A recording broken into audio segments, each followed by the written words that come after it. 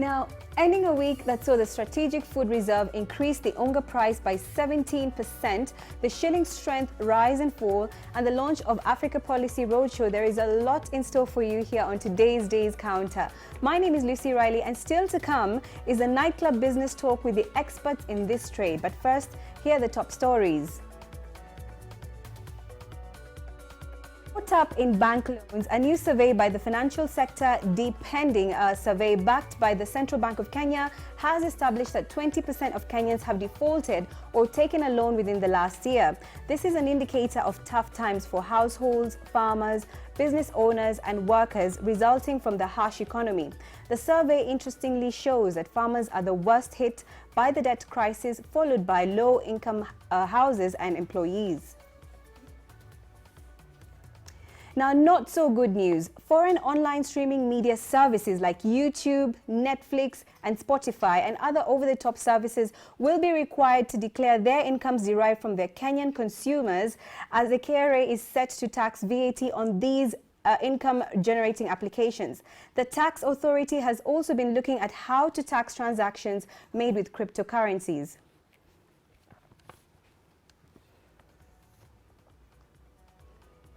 A boost for the tourist destination. Now, the UK has taken off Narok, Naivasha, Nanyuki, Meru and the surrounding areas from a list of destinations it had warned Britons were where tourism was actually a threat. Now, the Foreign Commonwealth Office, however, warned its nationals traveling in or through Nairobi, the coast and resort areas around Mombasa and Malindi should be away as possible terrorist attacks happen there, including kidnapping.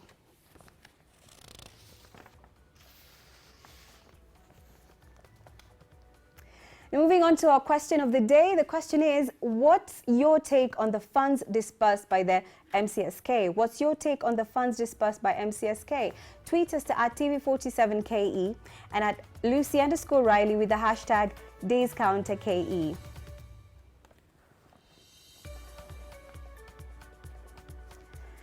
Job Wanjohi Muridi, the head of policy research and advocacy at the Kenya Association of Manufacturers, has this to say about manufacturing in the country. Take a look.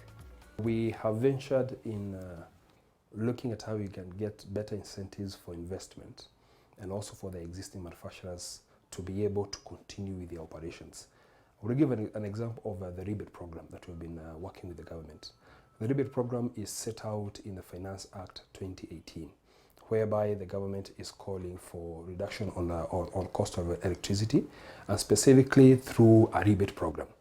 So the rebate program that we've been working with the Ministry of Energy dictates that 30% corporate tax should be allowed or should be refunded back to the manufacturers if at all they are able to meet a certain number of KPIs. And there are 3 KPIs that have been put. One of it is the turnover, the other one, the sales turnover, the other one is consumption or demand for electricity, and the third one is the capex or the capital investment. If the manufacturers are able to increase this by 10 or 15% per year, then they qualify for the rebate program. There's a certain percentage of the corporate tax that is supposed to be refunded. That's an incentive that the government is trying to give to the manufacturers. However, this incentive was supposed to be operationalized in January 2019. Right, that was our segment on the Business Voice. Welcome to the business news. Now, the local Kenyan tea on average improved from 200 shillings last week to 210 shillings this week as demand for the Kenyan tea picked up during the Mombasa auction. Rwanda's tea remains the most valued at the auction, attracting 277 shillings this week from 272 last week.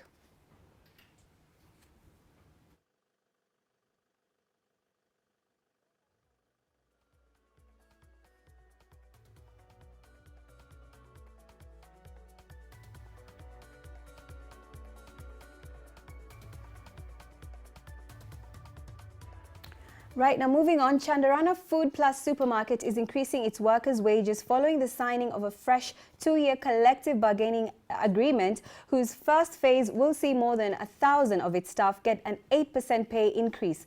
The pay deal was signed on Wednesday between the Kenya Union of Commercial, Food and Aligned Workers, Chandarana Supermarket Limited and the Federation of Kenya Employees.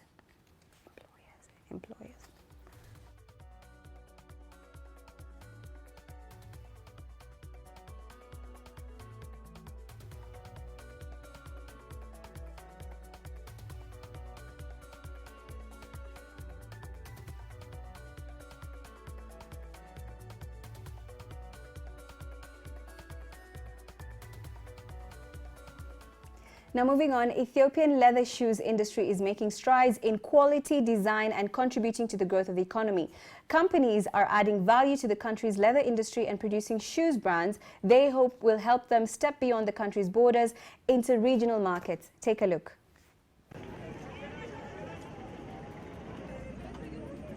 Sneakers, loafers and low-heel pumps. The footwear on the streets of the Ethiopian capital is more practical than funky or glamorous. But with a thriving leather industry and cheap labor, Ethiopian shoes have stepped into the international market over the past decade with exotic designs and high quality, and that's starting to seep back into the local market.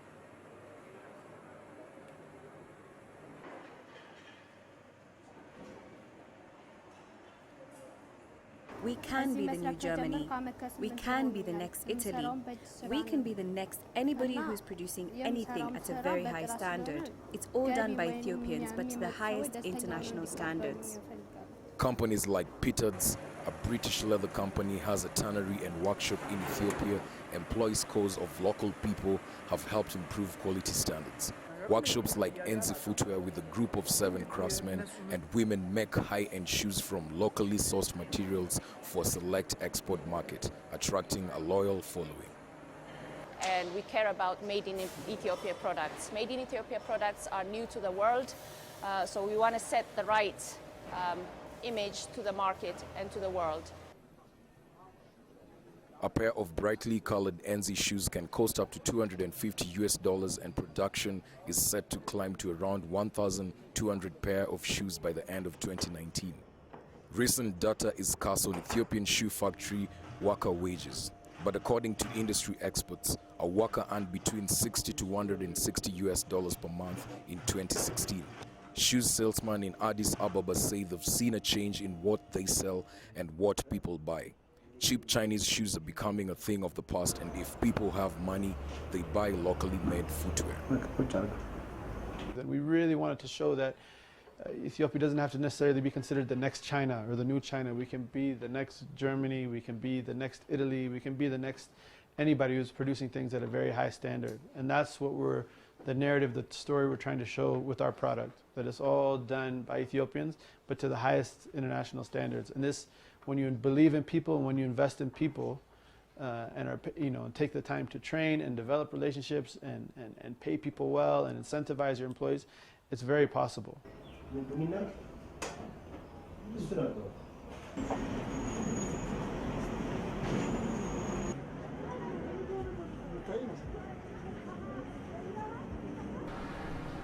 በፊት ህብረተሰቡ ሀገር ውስጥ ጫማ ብዙ አመለካከት የለውም ነበር።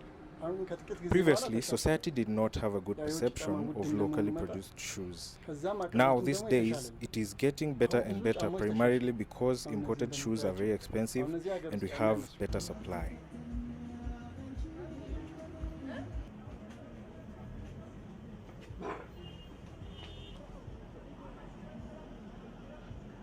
The United States has since become the biggest market, buying up more than 2 million pairs of shoes per year. Now the Chinese are eyeing the industry and getting ready to build factories to supply Chinese markets as well as the international markets China wants to supply with shoes.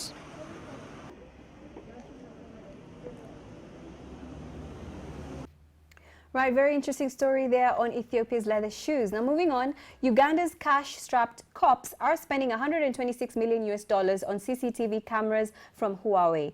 The police say that the new $126 million closed-circuit television camera will splash spiraling violent crime, and here's more on that story. A forest of slender white poles topped with dark and blinking eyes is quietly sprouting on the street corners of the Uganda's capital, Kampala. Police say the new $126 million closed-circuit television camera system, supplied by Chinese telecommunications giant Huawei Technologies, will slash spiraling violent crime. Opposition leaders say law enforcement agencies are too corrupt and overburdened to use the footage to identify criminals. They worry police may use the cameras, which have facial recognition technology, to target demonstrators in violent clampdowns as election approaches in 2021. Facial recognition technology has become increasingly pervasive around the world, raising concerns about potential abuses. Officials in San Francisco voted in May to ban its use by city personnel. Huawei technicians have already helped intelligence officials in Uganda and at least one other African country spy on their political opponents, according to an investigation published by the Wall Street Journal on Wednesday.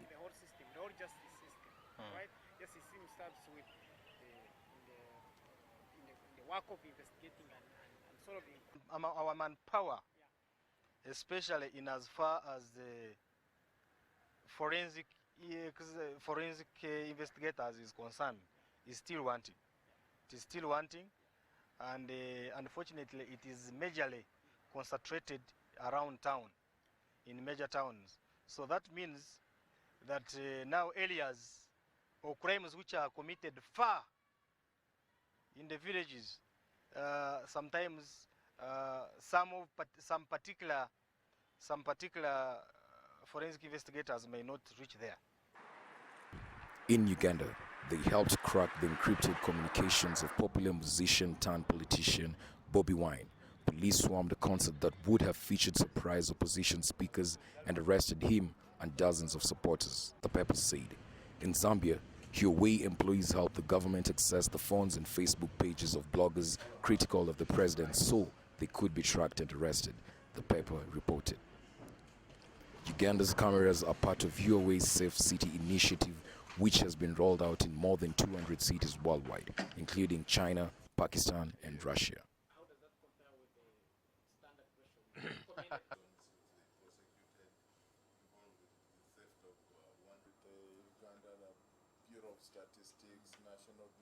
I remember handling one of those cases.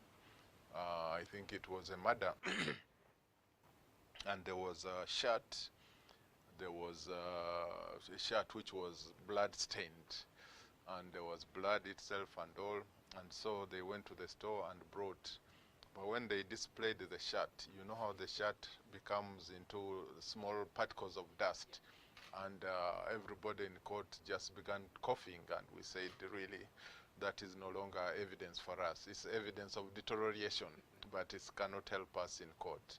Should there be any image of interest, we don't even wait for that long time, a week, a month, a year, no.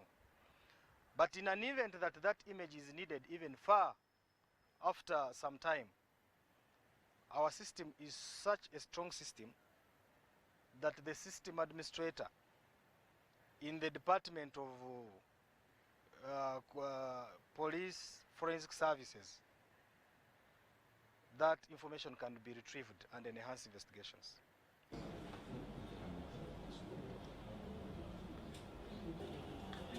In Africa, Huawei has sold CCTV systems to countries such as Kenya, Egypt, Zambia, where activists have raised similar concerns over privacy and effectiveness. In Europe, France, Germany, and Serbia have small projects with Huawei's initiative. The US government has restricted trade with Huawei and 4 other Chinese firms, accusing them of espionage and stealing intellectual property.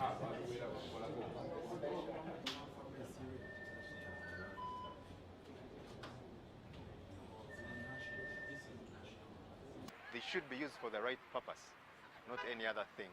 But as of now, I think they are being used for because we've seen a few cases that have been brought up because of these CCTV cameras. But I think they need to be used even more, and more should be even installed. It's a military government. They're not really up to giving out power just like that. So they have to protect themselves. And one of the ways that they could do that, it's easy to track you as an individual where they are not, through using cameras. So in that way, of course it hurts us, but again, we have nothing to do. It's our country. I'm not fleeing the country to go anywhere else. I have to be in, and I have nothing to do.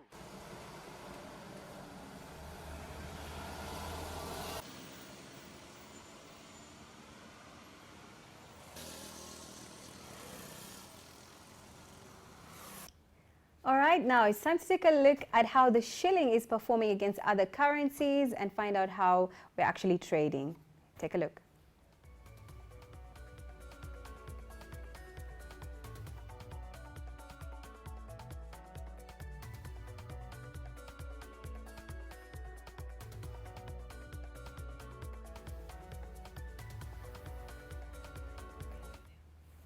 All right, then just a reminder of the question of the day today. The question is, what's your take on the funds dispersed by MCSK? What's your take on the funds dispersed by MCSK? Tweet us to @TV47KE and @Lucy_Riley with the hashtag DaysCounterKE.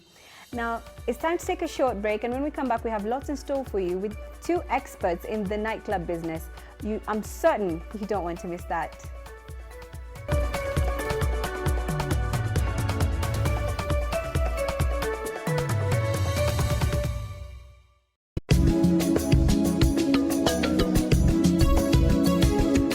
Vijana katika njia panda ya uwekezaji. You shouldn't try to live like someone else. You should live in your own means, by your own means. You should not try to outdo someone or do like another person does. Mimi nikiwa mdogo nilikuwa na save.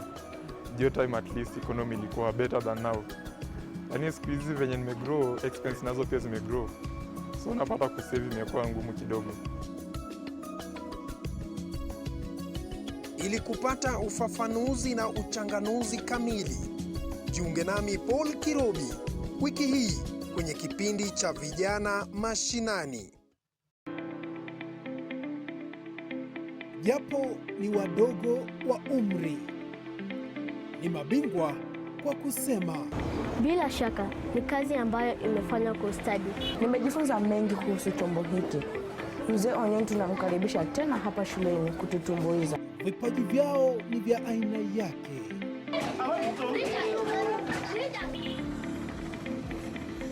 Wiki hii tuelekea kwa hoteli niipendayo Kibera. Wanafika kukujuza. Uko na nini? Ladha nyingi sana, ni ukionja tu vizuri hivyo unasikia tu mate imejaa mdomoni, unataka sani zingine. Nikiripotia TV47 ni mimi Zubeda Hamis. Ni mimi Cynthia Mora. Justus Mtua. Social Kavere. Silvia Adhiambo. Michelle Nyabuto. Kipindi ni sauti yetu.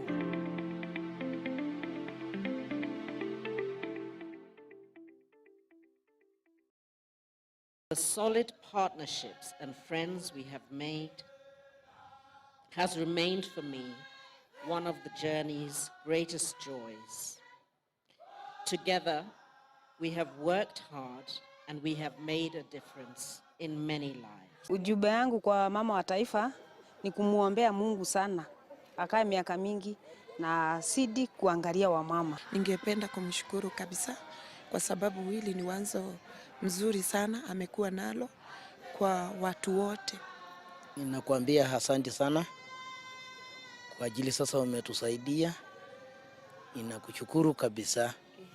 Pia ninaweza mshukuru First Lady kwa kutuletea Beyond Zero. Unapiga simu, Beyond Zero inakuja mahali huko, ukue soko, ukue wapi, ukue nyumbani, inakuja unajifungulia hapo ndani. Ukishajifungua unaletwa kwako nyumbani bila malipo yoyote.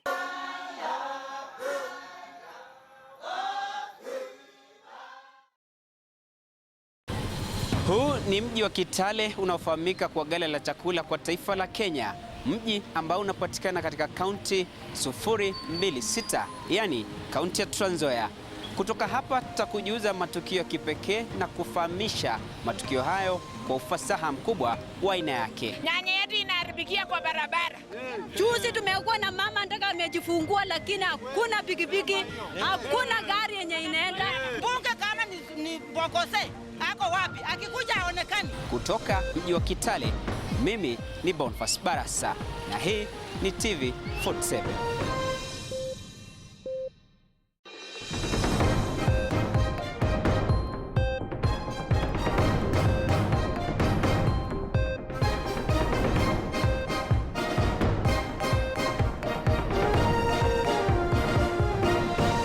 Twende sasa. Nipe countdown. 2, 1.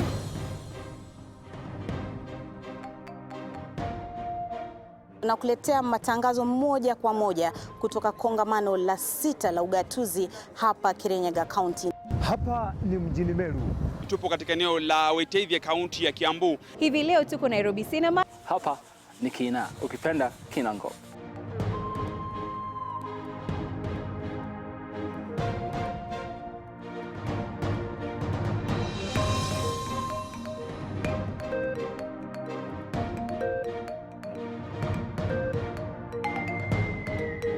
usiwache hiyo timu ipotee. Kama huyu amekataa, tafuta mwingine, maisha isonge mbele. Mabadiliko haya yangali yanazua msuke baina ya washikadau. Baadhi ya changamoto hizo zilikuwa ni kama vile ukosefu wa maarifa. Wameweza kupeperusha bendera ya Kenya. Tutaingia kwenye mapumziko kidogo. Safi!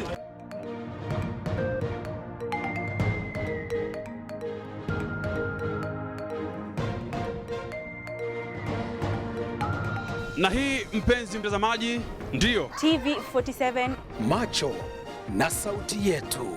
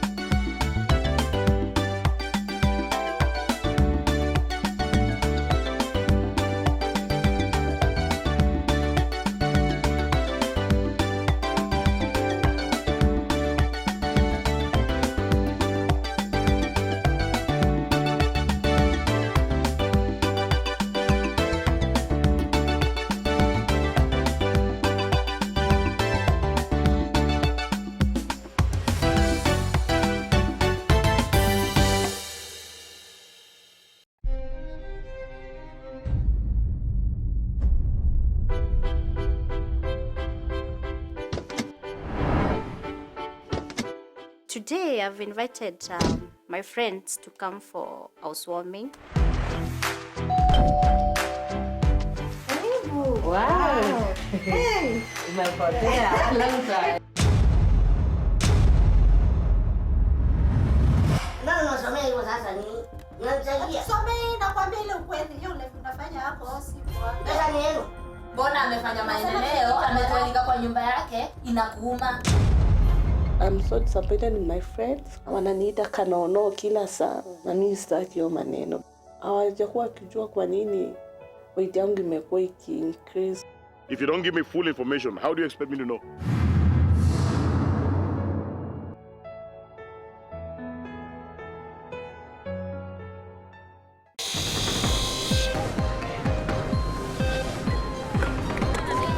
Naona umevaa jezi ya Liverpool na unaitwa Messi. Kwa nini?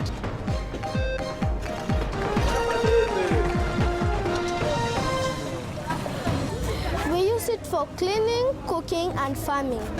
It may not look like much, but the sound it produces can be magical in the hands of an expert. It's going to be my first time boarding a train. Ukiwa ndani ni mandhari mazuri ya kuvutia. Rangi tofauti tofauti za kupendeza zimeng'aa kote. Morgan ni mfano mwema kwa wanakibera na Wakenya wote kwa ujumla. Nikiripotia TV47 ni mimi Michelle Nyabuto. Social Kavere nikiripotia TV47 Nairobi. Ni mie wako Sylvia Adhiambo.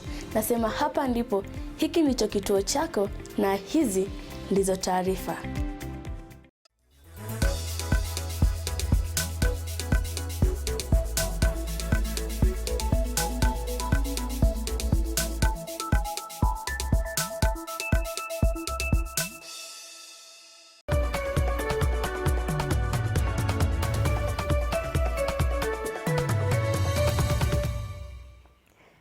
Hello and welcome back. Thank you so much for choosing to stay with us here at TV47. You are watching the Day's Counter, and now we're moving to an exciting part of this show. But before we get into it, let's just take a look at the question of the day. As a reminder, the question is, what's your take on the funds dispersed by MCSK? What's your take on the funds dispersed by MCSK? Tweet us at TV47KE and at Lucy_Riley with the hashtag Day's Counter KE. Right, now in studio with us, we've got Mr. Harrison Omolo and Mr. Victor Okite, who are actually partners and CEO, actually working with and for the Four Horsemen Lounge located in Langata. Thank you so much for joining us today. Good afternoon. Good afternoon. Fantastic. So let's just dive right into it. Today's topic of discussion is the nightclub business. Talk to me about how it all began for yourselves, choosing to go into this particular space. So perhaps I can hear from Mr. Harrison. When we started as a car wash. It was called Lucha Car Wash. We ran the car wash for 1 year. The car wash now grew. We grew the car wash into we had a restaurant, and we had some small bar. Then we saw the opportunity and said, let's come in together and make something big. Then I joined my friends, talked with my friends, and they came in. Now we rebranded, got into now the Four Horsemen. Yes. Right, and it's interesting that you say that you started off first as a car wash before gradually growing into a bar. And someone out there who is watching, and even, for example, myself, I've always thought of owning a bar or a club and really don't know where to start. Should you really just dive right into it, or have you found that it's good to gradually grow into it? For example, starting with, like you said, a car wash or a liquor store or a kinyozi. What would you recommend anyone who's getting started? You can always start small. But I know for you to get something good, you must make it nice. Nairobi people like nice things. So the place must look very nice, the ambience, you must work on the ambience. So for you to make a nice thing, it's a bit capital intensive. Yes. Right, so perhaps Mr. Victor Okite, yes, your role really was rebranding and partnering with this particular, initially, Lucha. So could you just talk to me about that process and why you decided to hop on board? We saw the opportunity. And we approached him because what he was doing, we thought we could take it to another level. So we came in and pumped in funds and new ideas. That's how the Four Horsemen was started. There was an opportunity, but maybe for lack of funds or to grow, that was now the challenge. And now that's where we came in. Maybe just a brief of how we came in. We run another group of companies called the Jefferson Group. We see opportunities everywhere, and we try to, sometimes we acquire, most of the times we acquire more than 50% of the shares. When we agree, we get into the business, we pump money, we run it, we make our money, and then we leave. So this was just another opportunity. But another thing is that you cannot just go to business and say there's an opportunity. There must be some background. Right. So like Ari and ourselves, we schooled together. See, so it started business while we were still maybe employed. Yeah. So it was easy to come in together and do something big. And do something big. And now you've talked about having about more than 50% of shares. Yes. What percentage do you hold in this particular business, if you'd be open to sharing? We are in the region of 70 and above, 70% and above. Right. Yes. And the name Four Horsemen, tell me how you thought about that name. Are there 4 men who are of horse-like stature? What is the reason behind that name? You see, for you to get a good business name, sometimes it doesn't mean anything, but people think that we are 4. Okay. Actually, we are more than 4. But the name itself was to be catchy, something new, fresh. You get. I'm sure you've never heard of it anyway. Absolutely. Yes. Right. So we wanted to be different from the start, and that's how the name came in. And I think it's selling, the name itself. I'm very confident about that. Okay. Yes. All right, Harrison, talk to me. You've been in this space for quite a while, and of course, you know the kind of costs that are required, even when you're starting off from something as little or as basic as perhaps a car wash, and all the way until now where you've had to actually partner and grow and expand your business. So what kind of capital does one need to look at when they want to get into this nightclub business? For you to do it well, with a good space, good music, and good ambience. Talk about maybe they're about 10 million. Yes. That should start you off. To run it for maybe at least, you also need to run it for at least maybe 2-3 months, comfortably. Right. Yes. And so then, of course, you'd continue pumping in more resources there on after? You know, what you open with, I'm sure, what you open with must change. You must make a few changes. Even as we've, in the span of 5 months, we've made a number of changes. This is not working for us, we need to add this, we need to move this here. Yes.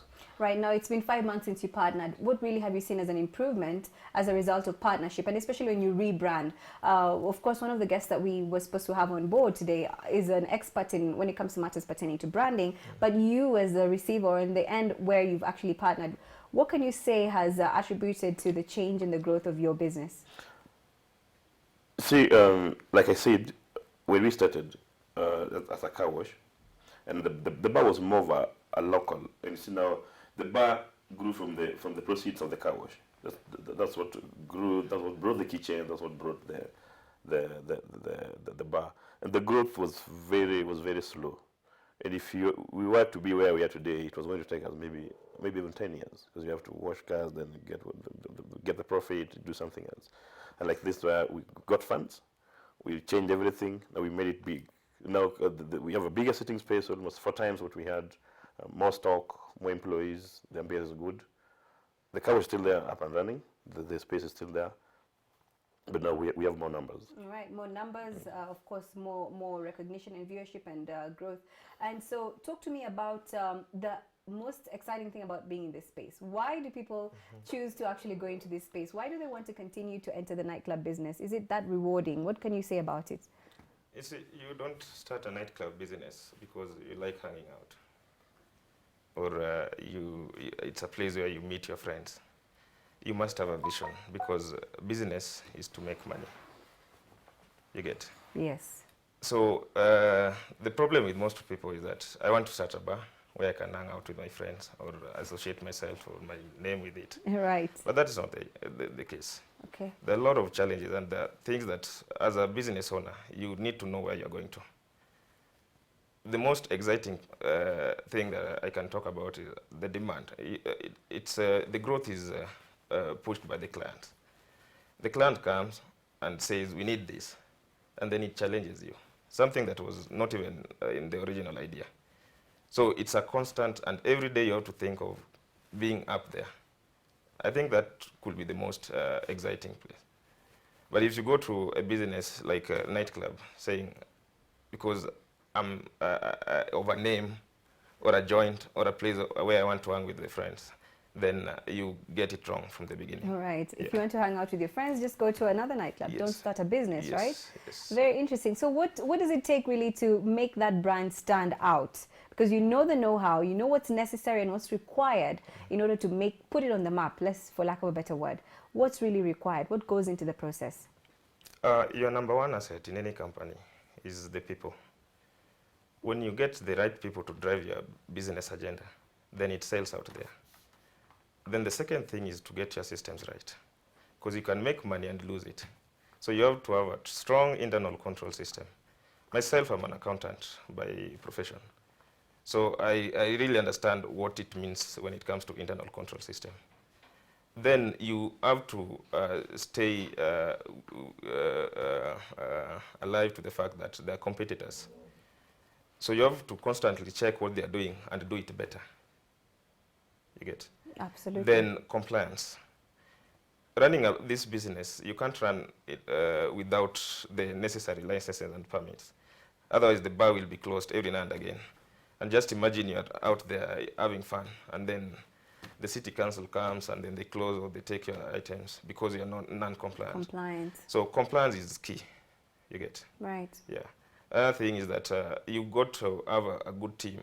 The partnership has to work, because then the decisions that are made faster and to the best interest of the business. So it's a whole lot of things that you need to consider. But one factor is that you make business, keep that money, reinvest, and do more. You have to look at where will I be in the next 5 years. See, but where will I move from this level to the next level?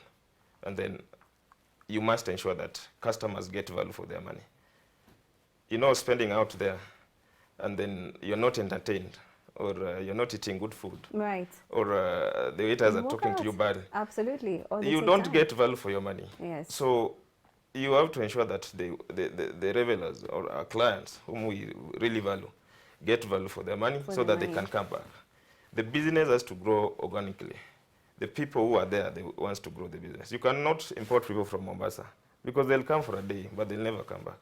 So the people around, treat them well, give them the good service, let them get value for their money, and also treat your employees well. Have a good plan, work with a strategy. Don't just wake up and say, I want to do this, because most of the things, like Harriet said, are capital intensive. You can really lose your money if you're not careful. If you're not careful. Yeah. Now, just to take you back on the internal control system, you find that a lot of the people who are in this space, bars, restaurants, and hospitality as a whole, the greatest challenge can be actually the people who work for you, the personnel, inculcating that system and values and trustworthiness, that they don't actually take money from you when you're not aware. Because yes, you can key in, say it's the waiter that's working at the bar, and they can key in the price is this amount, but they walk to the customer and told the customer a different price, or they actually put some money aside. How are you able to ensure that this is not happening and actually everyone is vigilant and diligent enough to give back whatever is received, because money is being exchanged hand to hand? So perhaps Harrison, you can comment and then we can get that take. Like that, what Victor said, we must have the trust in people. The people we employ are people we trust.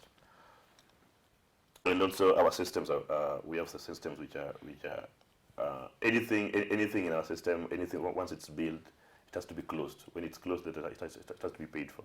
And we have people on the ground, the floor managers, who make sure that there are no such funny stuff. We would say we are 95% fine. There has to be something. You can never be 100%. There has to be some pilferage of around 5%. But whenever we get such cases, we deal with them immediately. We normally summarily dismiss such a person. That would be a warning. It would be a warning. We send a warning to the rest. Yes. Right, excellent. And what's your take? What other methods are actually applied? We strive to have a cashless payment form, but there are challenges. But we are doing that because we have our pay bill, we have the PDQ. So we really encourage our clients to pay through those channels. But other than that, you see, building a team takes time. The staff turnover, there's a limit or a period where you will have high staff turnover, but that is allowed in business because you have to have the right people. However long it takes you, you cannot keep a bad person so that it drives your business. You get? Absolutely. Yes. Yeah. So what we do is that we entrust the managers with the authority to run the business as their own, and at the same time empower them. We do a lot of training for them. You get? We are very keen about hiring. We just don't go to the market and then say this person is good. Right. Sometimes we even use the firms, the HR firms, to help us source. Yes. So those are some of the things that we are doing. Right. Other thing is that you must have an independent team checking on compliance and audit. So we do snap checks. We have another team that can do that, not the same team that are working there. Yeah. And then the seamless flow of activities. The money gets in, goes to the bank. There's a process of making payment, the process of requesting for to pay a client. You get. So you just get it right. Sometimes it's hectic, but for you to get the result, you have to do it. Yeah. Right, very, very interesting nuggets actually. That's quite detailed and specific. Anyone who's watching is definitely should be taking notes actually. Okay. So let's talk about the return on investment. You put in perhaps your 10 million at first and gradually you're growing all the way to the hundreds, but you want to put money back in your pocket. That's why you go into business, to actually make a profit. So what kind of profits really are in this space? Maybe people are unaware that you can put back 90% from what you put in. What's your take on that? I would say it's a good business. The returns are good. That is, if your systems are working. I would say maybe you give it maybe 30%. You can have 30% back. That is, if your systems are working, because you should not be so pricey. When you're too expensive, you need to be with the rest. You need to, first of all, you need to know what the market is doing. That you benchmark. You be with the rest, so that you offer, you have a good ambience, the good service, but now your prices are a bit fair. So you give it maybe 30%. 30%. Yeah, you give it 30%, and now you make sure now you do volume. All right. Yes. Okay, and this is net profit, right? Yes. Okay. And what about determining your price points? Let's say, for example, you said looking at where everyone else is, making that decision that maybe this particular product, if it's a food or if it's a drink or a beverage, that you'll price it at this point. How do you arrive at that? You see, you have to benchmark, because in every business that you get into, You have to know the guys who are in that market, not any other person. Because if I was to benchmark with any other person, then I'll not get the right price. Absolutely. So first of all, I benchmark and I say 1, 2, 3 are doing it right. Now, what prices are they offering? Then I use their price. Sometimes I match. Sometimes I can put even a higher price, depending on what I intend to achieve. So you do it's all about the market survey, but the market survey is restricted to the people you benchmarked with, not any other person. All right. Yeah. And so, for example, then looking at the people also who are located in that area, yes. So if you decide to put the price at maybe an extra 10% more than everyone else, it's because maybe the market that you're targeting around that area can actually afford it. Would you say that? What I'll say is that, you see, the prices depend on the promotional activities that you're having. They have some ranges, but sometimes you can find that I sell NEC at 5,000, and another time I'm selling it at 4,000, depending on the promotional activities that I'm undertaking. But I will not stress so much on the pricing. I will stress so much on the footprints, the number of people who walk in and walk out, because money is in the numbers. Money is in the numbers. Yes. Very interesting. Yeah. Talk to me about, maybe as we come to the second last question, NEMA, they regulate noise and they really sometimes harass this particular business. How are you really able to kind of stay within the confines? Maybe Harrison can comment and then you can comment. Yeah. Well, you know, where we are not really far from people. We are Langata Road, just behind us there are people. So what we do, well, we have very good systems, and we engage professionals, sound engineers who worked on our system, worked on the volume, and again we did some kind of, which we are still doing up to now, soundproofing, so to make sure that we don't make noise to the neighbors. We are trying our best, and the guys who come, whoever comes, we normally take them through that this is the condition of this place, this is where we are. We don't really have to make very loud, don't have to play very loud music. So the guys, the kind of guys that come, our partners, they're not the type one very loud music who want to dance. They'll come, relax, chill. They can sit around 3, 4 a.m. They're just there. And they just once in a while they can dance. Maybe once someone can dance for maybe for good music, but not that it's that people party, people dance from maybe say 8 to 4. Oh, it's a group that they'll come catch up with their friends. And then food, because we also do food. Mainly, we do a lot of food. They eat, as they eat, they drink. Then after that, so maybe someone, so today being a Friday, maybe someone went there, maybe start at 4. Let me have some kuku or nyama choma. After that, gets a drink, calls a friend. Then that group can grow maybe around 10 or 20 groups. Before they realize it's one. Yeah. Yes. All right. That's a very good answer. I'd like to hear from yourself. I think Arizona has captured it, but the most important thing is compliance. Right. Everything we do, we coordinate and partner with the NEMA. We take them through the steps to reduce the noise and at least have a good relationship with the neighbors around. Yeah. I know the time is actually running out, but this is a very interesting topic actually. Maybe just to take us back a little bit, digitization, a lot of the times you'll find that nowadays people want to just buy alcohol, drink at home, or just buy their food, take it at home, and just kind of just be in the home setup. Does that really affect this business, or it'll always be there? It's one of those that actually people will always want to go out and have a drink. What do you think? I don't think off-trade, what you say is called off-trade, I don't think off-trade is that big. You can have a drink, yes. Even me, I have a drink in the house, but it's rare. Maybe once in a while, maybe you have guests in the house. You want to have. But people normally go out there to meet your friends. Absolutely. Yeah, people go out there to meet their friends, just to catch up on one or two issues. Right. So it's still there. So in as much as people do this, people do that. The takeaways now is the delivery. People bringing food in the house. Eventually, you'll have to get out. Maybe you want to meet your friends. You want to catch up.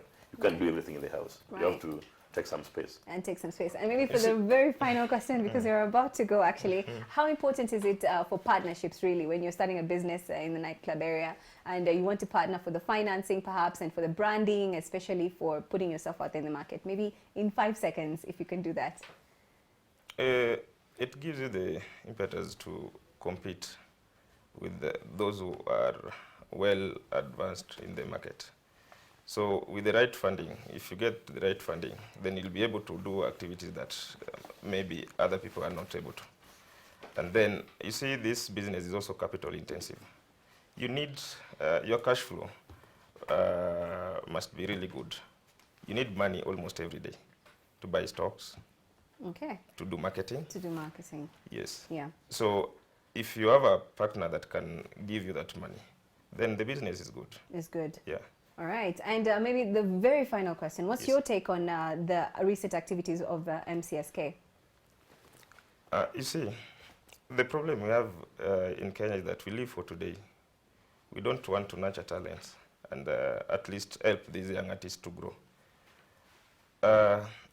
It is really sad, the payment that are giving the artist. Yet we know what we pay.